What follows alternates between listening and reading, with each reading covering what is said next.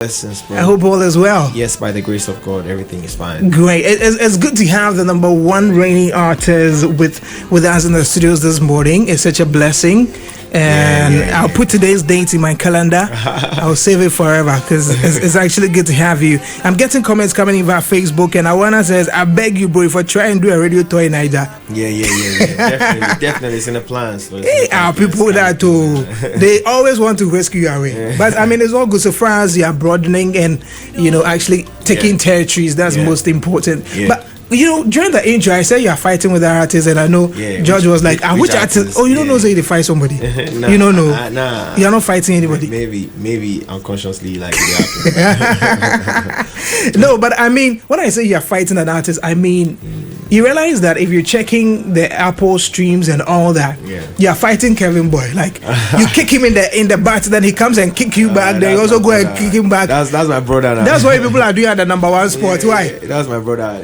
I'm happy to see that. Like, to be honest, like over the years, like it's been like Nigerian tracks, like other African tracks, like dominating our Apple Music, like Ghanaian Apple Music, like top 100 and all that. So I'm happy to see that like 2 Ghanaians or 3 or more occupying the 1 to 5 and all that. It's cool. Like it's beautiful. Like that's all that matters. At the end of the day, after streaming my song, you stream his song. After streaming his song, you stream my song. It's still cool. You understand? Like that's what we need. Like for me, that's what it is for me. To be honest, that's what it is for me. I don't know what it is for like another man, but I know me and Kelvin, we got like a very beautiful relationship. So I'm really happy for all of us. To be honest, I just tweeted this morning, like I saw Kim Promise put out a new record with Westing, which I played not too long ago. It's like I was playing it when I woke up. Like I was playing that song like over and over again. I'm happy to see us like doing like magic. I just tweeted, I was like, yo, everybody playing major keys in their own way, which is really cool. It's just like it's beautiful to like be proud of one another. You understand? Like it has no like, God, I don't mean any content or any like. But how does it feel having more like the number one song in the country now? Everywhere you go, people are singing Sugar King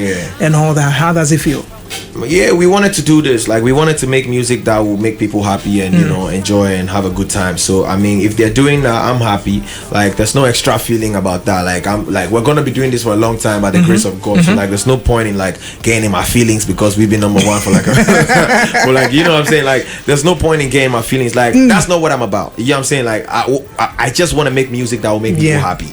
Yeah. So if they are enjoying the music, all praise to like God. Like we move to the next. I asked this particular question because I mean you've been doing this for a while. It's not even for a while. It's for a long time. And your songs gradually grow on people. People love your songs. They can sing all the songs. I play TikTok, the acoustic version and all that. People can sing all these songs, but this has been like boom. Maybe you should add that bar to it because boomba. So it comes with a special feeling. Like you wake up in the morning and realize that. Did you wake up checking Apple Music and say, Charlie, am I still at number one? Well, like I stopped doing that after like 4 days. That we were number. I stopped doing that because like then it's like I'm leaving for like the number one spot and all that. Nah, that's not the point. The point is how do we get the next record up there for people. Like for the point is, you see, once, because my music, I feel like once it gets the attention, like it can go number one. All my songs, once it gets the necessary attention and promo, it could go number one. So like I have just like grown to understand that look, all that we need here is marketing. All that we need is marketing, and the rest like the people like will carry it up. So I'm not even worried about that. Like I wake up and I feel good, and I just like on to the next, on to the next. It's not really like. You made mention of something that a lot of people are beginning to pay attention to now, marketing. How effective was marketing in the promotion of this song, getting this song to where it was? Because obviously, yes, it released other records which were good, the people enjoyed it and all that, but this had done extra. What did you put in place for this particular song? It's been a lot of marketing. Like we try to use all the mediums, like social media, traditional media, every form of marketing is important. Do you understand? Like we tapped into like doing the live performances, we tapped into Instagram Reels, we tapped into TikTok, we tapped into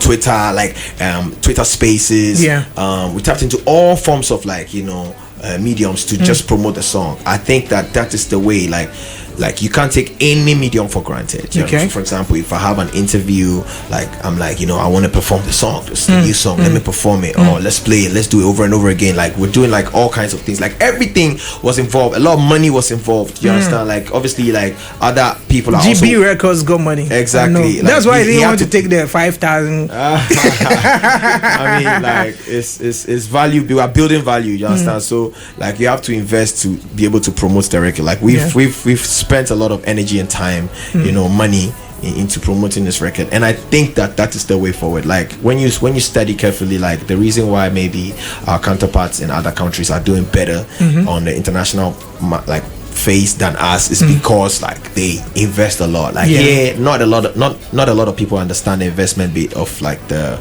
job. Maybe it's because the finances are not there. The financial muscle. Yeah. So basically, I mean, we're all part of the value chain. So I mean to speak to like the investors as well. Like some of them, not all of them understand the investment part of it. You understand? They don't see. Most people here don't see like how they make their money back.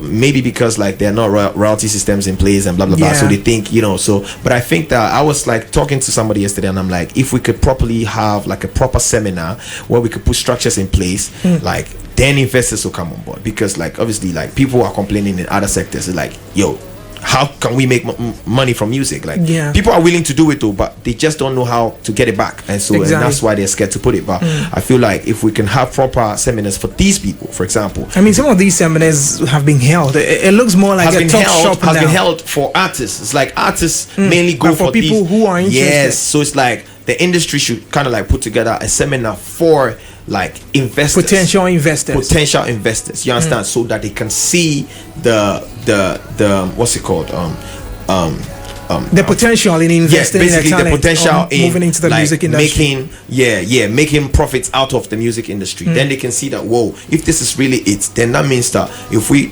do it, we can make a lot of money. And you see, the music industry is so flexible that like you can quickly put in and make it, or you can put it for a long time but make it boom. Like it has the potential of making a lot of like returns. I like the use of boom. I mean, it represents boom. I mean, boom is an English word. Like it means like I know. Guys, if you just tuning in, I mean, the voice alone should tell you Camidor is my guest in the studios this morning. He has the #1 song in the country, of course, that's Sugarcane. People are asking me that Facebook says I really love how his song is being promoted on TikTok too, and they're asking the story behind Sugarcane. Is there a particular story? Well, there's not a particular story behind Sugarcane. However, I also like to touch on the TikTok thing.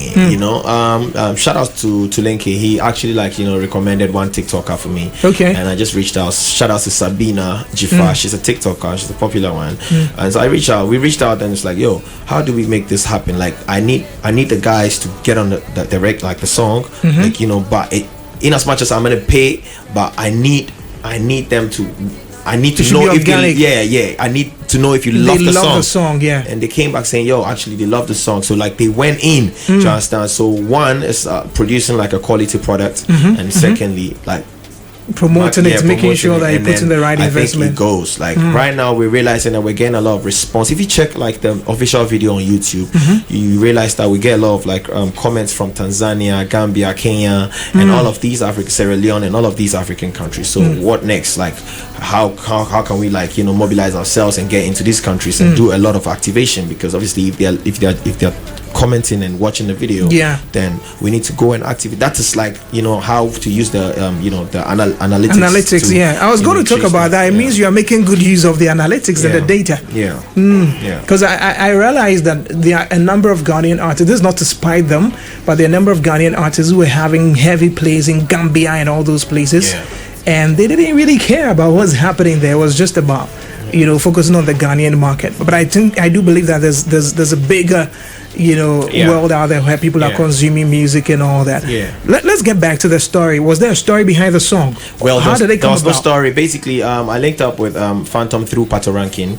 He was in Ghana, and every time he comes to Ghana, he invites me into like his sessions, his writings and all of that. So shout out to Obi who always makes that happen. Obi, yes. So another bad man. Yeah, man. So basically we're there, and I met a couple producers, Guilty, Kelpie, you know, and Phantom, of course. And so we linked up, and I went over to his apartment, and yeah, we were just like vibing organically, and he played the beat, and I was loving that. We made a couple songs, we made a couple records that are like jams as well, like big jams. Yeah. So yeah, we made that, and I just came back to George and was like, yo, Bosso, I think this is the song we need to put out. Yeah, you had that belief after the song was done. Yeah, after the song was done, like, you know how, like, for me, if I'm enjoying the song, I believe other people will enjoy the song. I have this feeling like my instincts just like work. I don't know, it syncs with everybody. So it's like if I'm like crazy about a song, I know that other people, other music heads will be crazy about it as well. So yeah, it's like I started begging George. I was like, yo, like skip what we had, like all the plans we had, please, let's skip. This is the song. Yeah, that's how hard you believed in this particular record. So you had to skip other joints that were perhaps scheduled for release. Around the time, we were not done like promoting Dance With You. We were not done, like, to be honest. We had other plans for Dance With You, but I felt like, nah, bro, this is the, like, it's just, I just feel like this is the period, like we need to put it out. It's like, okay, we can't speed it to you, hold on, let's speak to the DSP, let's speak, I'm like, yo, no matter what you do, please make sure this is the record next. Interesting. Camilo is my guest. Sign on to GB Records. We'll be talking more about that, but for now, let's listen to that big song we have in the country at the moment.